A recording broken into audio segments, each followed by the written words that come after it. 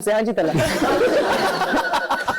अच्छा वैसे तला अंजुम कम और मोहसिन अब्बास हैदर भी आ रहे हैं। ओह यार ये हाँ एक स्टॉप पहले उतर गया ये। अस्सलाम वालेकुम सर। वालेकुम अस्सलाम। सर सबसे पहली बात तो ये है कि मैं आपको जानता नहीं हूँ कि आप हैं कौन। बड़ी मेहरबानी आपकी। और दूसरी बात ये मैंने बोला मैं आ गया हूँ कुछ ना कुछ करके ही जाऊँ यहाँ से। हाँ। आपसे एक सवाल करना था मैंने। तुम जहाँ जाते कुछ कर रहे थे। हाँ सर कुछ ना कुछ कर देता। मत किया करो ऐसे। सर सवाल ये है मेरा आपसे कि दुनिया में किस सेलिब्रिटी को आप सबसे ज्यादा पसंद करते हैं और क्यों करते हैं? सेलिब्रिटी पसंद करना मेरे ख्याल में खाली अपीयरेंस वाइज नहीं, मेरा ये भी होना चाहिए कि आप किसी से इंस्पिरेशन लेते हो। तो मैं ज्यादातर इंस्पिरेशन लेता हूँ एथलीट से और ये जो हमारे बड़े बड़े एक्टर्स हैं। एक्टर्स में जो सबसे बड़ा मेरे ख्याल में जो टीरेक्स है वो शाहरुख खान है। शाहरुख खान ने जिंदगी में चीज सिखाई है कि अगर आपने अपने खिलाफ बोलने वालों का मुंह बंद करना है तो उनके साथ जाकर लड़ने भिड़ने की जरूरत नहीं है।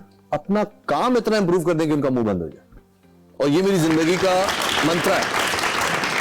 ये तो लर्न फ्रॉम मुझे मतलब एक्टिंग वैक्टिंग वो अलग चीज है। और एथलीट्स में अगर आप हमारे एथलीट्स को देखें जिन लोगों ने काम किया है तो वो जिस माहौल से उठते हैं, जिस तरह से प्रैक्टिस करते हैं, जिस तरह से जाता है, आपको ऐसी इंस्पिरेशन मिलती है। मैं एक बंदे के एक हाथ की बात नहीं कर रहा, किसी ने गोल्ड मेडल जीता, सब बराबर होते हैं, लेकिन जिस तरह से वो मेहनत करते हैं और जिस मकाम तक जाने के लिए वो 1 मिनट का होता है उनका वो पूरा करियर, लेकिन अगर वो 1 मिनट उनको मिल जाता है तो उसके पीछे उनकी 15-16 साल की मेहनत जस्टिफाई हो जाती है।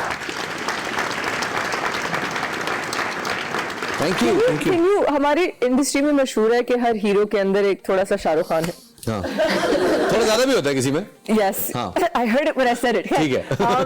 मतलब हर हीरो की एक्टिंग में। अरे मैं नहीं डाला ये अल्फाज को, बाद में ये ना कि मैंने इनके अल्फाज ध्यान में डाले, ये खुद कह रही है। हाँ कल को पता चले साइड होती मेरे पे आ जाए। मैंने ना अच्छा नहीं मैं इसलिए पहले कह रहा हूँ डिस्क्लेमर। मेरे ऑपोजिट जो आते हैं कई दफा उनमें से एक शाहरुख खान की कुछ झलक आ जाती है। आप मिमिक्री शाहरुख खान की कर सकते हैं क्योंकि अगर वो इतनी अच्छी कर सकते हैं, मुझे पता आप कर सकते हैं, वो इतनी अगर अच्छी करते हैं तो आपकी शाहरुख खान तो कहीं और ही। अम्मी जान कहती थी कोई धंधा छोटा नहीं होता और धंधे से बड़ा कोई धर्म नहीं होता।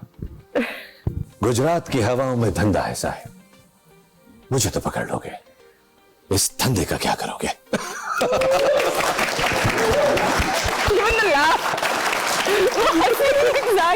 Well done, Shafat. You know, बंदा एक की कोई अच्छी मिमिक्री कर लेता है, 1-2 लोगों की कर लेता है। You can literally जब आपने किसी की मिमिक्री करनी होती है आप उनको कैसे स्टडी करते हैं, कैसे ऑब्जर्व करते हैं? SRK बता देता हूँ। और इस तरह के 122 कैरेक्टर्स हैं तो जस्ट इमेजिन किसके ऊपर कितना काम हुआ होगा। एक अवार्ड शो हो रहा था, मुझे उसमें जो उसकी ऑर्गेनाइजर थी उन्होंने कहा कि यार I want you and Mahira to come together, और वो रईस आ रही थी उन दिनों में, तो मैं चाह रही हूँ कि तुम जो हो ना SRK बन के एंट्री दो, यार एक्चुअल रहेगा नहीं but we will you know knock off with that. मैंने कहा जी that's amazing idea, can you do it? मैं उस वक्त इस्लामाबाद एयरपोर्ट पे था and I was taking a flight to KL। मैंने कहा talk to you after like 7 hours। 7 घंटे बाद बात होगी, मैं अभी फ्लाइट पे जा रहा हूँ और उस फ्लाइट भी PIA की थी तो सवाल ही पड़ा, 6-7 साल पहले की 8 साल पहले की बात पूरी। अच्छा मैंने उसी वक्त वो क्लिप निकाल के यूट्यूब पे डाउनलोड किया और 7 घंटे 5.5 घंटे मैं फ्लाइट पे वो डायलॉग सुनता रहा and I tried to raise my voice, मेरा वोकल कॉर्ड के उस लेवल पे आए। मैं उसके लिए कॉफी पीता रहा, ब्लैक कॉफी पीता रहा। 7 घंटे ये चलता रहा। एक कैरेक्टर पे 1 साल भी लगाया मैंने। So it goes on like this. और बाय द टाइम मैं अपने होटल पे चेक इन किया KL में तो मैं शाहरुख खान बन चुका था मुकम्मल। That's amazing. वो एथलीट्स वाला ना, जो एथलीट का वो 1 सेकंड होता है ना, उसके पीछे जो कहानी होती है वो किसी को नहीं पता होती। तो वो एथलीट्स से इंस्पिरेशन लेनी है कि वो कैसे काम किसी भी ग्रेट परफॉर्मर से इंस्पिरेशन ले लिया। बियॉन्से ने जो कोचेला की परफॉर्मेंस की, took her 2 years to do a 2-hour show. 2 years to for do a 2 hours 2-hour show. और वो परफॉर्मेंस लेकिन it's known as Beachella. That's how you do it. अब देखिए, we're talking about हम peaks की बात कर रहे हैं, appreciation की। कभी कुछ embarrassing किया है? कोई embarrassing moment है जो थोड़ी होते हैं? अगर कोई बंदा ये कहता है ना कोई ऐसी cringe जो बस याद रहे। आप जब स्टैंड अप करते हैं तो आप लोगों के ऐसा नहीं होता कि आप स्टेज पे चलो लोग पागल हो गए, वो ऐसा नहीं होता, हम इतने बड़े भी नहीं हैं। सो स्पेशली जब आप मुल्क से बाहर होते हैं तो आप बहुत वल्नरेबल होते हैं, वो बड़ा माचिज्मो बड़ा फील होता है, हाँ यार मैं मैनहट्टन में स्टैंड अप कर रहा हूँ, बॉय क्या बात है मेरी, मैं ब्रॉडवे पे खड़ा हूँ, कमाल हो। लेकिन आप ना दिल मतलब घबरा रहा होता है, आप कब आ रहे होते हैं, और अगर उसमें कोई 2-4 लोग वॉकआउट कर जाए, भले जो भी हो, गोरे हो, देसी हो, फिलिपिनोज हो, कोई भी हो, आपको लगता है वो कितने कितने दिन दिमाग से नहीं क्या कह रहे हैं कि ये क्यों हुआ ऐसा। अभी रिसेंटली मैं सितंबर में था यूएस में, मैंने 9 शोज किए वहां पे, और एक शो में इसी तरह एक छोटा सा इंसिडेंट हो गया। मैं 2 महीने बाहर नहीं आया उस चीज से, मुझे वो इतना ट्रॉमा था। उसके बाद बैक टू बैक शोज चले जा रहे थे, मैं शोज कर रहा था, लेकिन मैं उस चीज की वजह से I was not able to focus.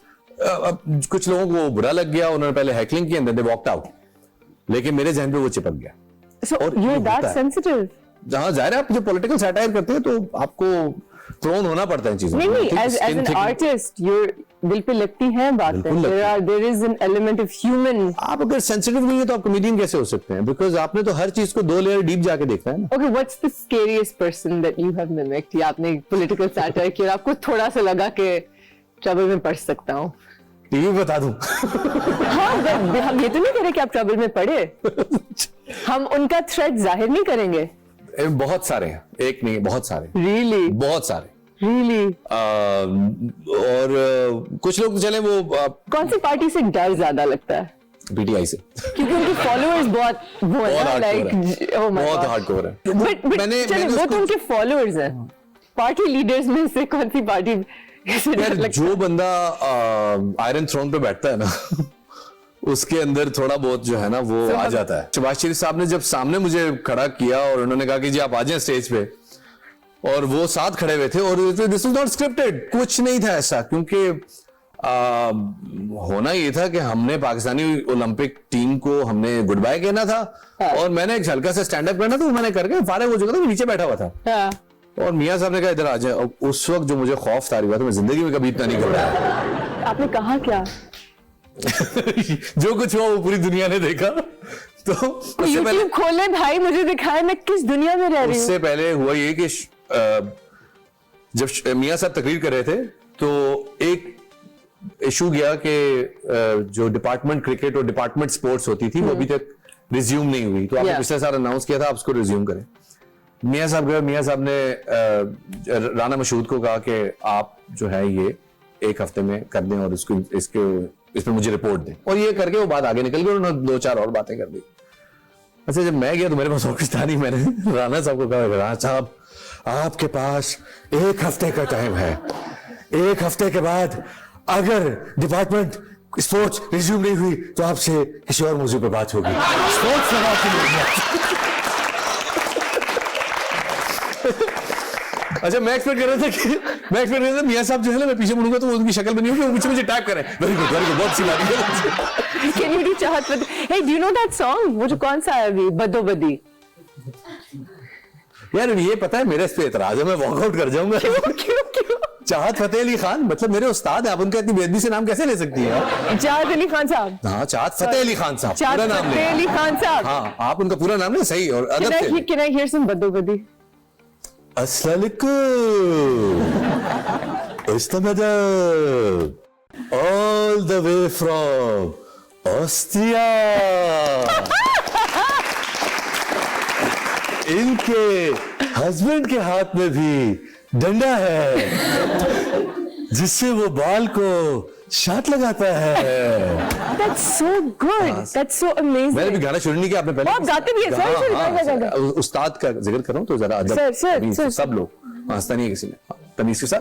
तो ये जो झंडा है तिक तिक तिक तक तिक तिक, यार भाई laughing, it's not a joke, इसमें डंडा है बदो बदी बदो बदी बदो बदी।